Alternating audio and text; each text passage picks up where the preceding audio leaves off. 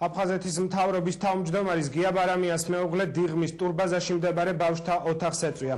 დევნილი ბავშვები აღნიშნულ ცენტრში სხვადასხვა ხელსაქმესა და კომპიუტერის ცოდნას ეუფლებიან, თუმცა ცენტრს საჭირო ინვენტარი არ გააჩნია და ასევე მოსაწესრიგებელია საყოფაცხოვრებო პირობები. ქეთევან კაჭარავა ბავშვთა ოთახის მოსწავლეებსა და დირექციას დახმარებას დაჰყვირდა.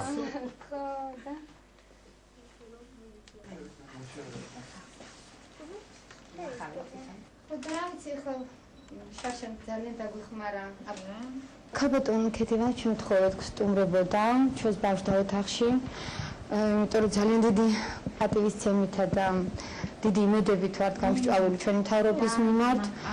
ჩვენი ტურბაზის ბავშვებს სჭირდებათ დახმარება, ყველა არასამთავრობო გეხმარება, მაგრამ ინვენტარის პრობლემები გვაქვს და აი გვინდა ვთხოვოთ, რომ იქნებ ინვენტარი დაგვეხმარო. ჩვენი მხრიდან ვეცდებით მათ დავეხმაროთ, აი სჭირდებათ ინვენტარი, კომპიუტერის მაგიდები, სკამები, რითიც აუცილებლად ვეცდებით მათ დავეხმაროთ. ჩვენ ასევე არასამთავრობო ორგანიზაციებიც ეხმარებიან მათ, შეუძინეს მათ კომპიუტერი.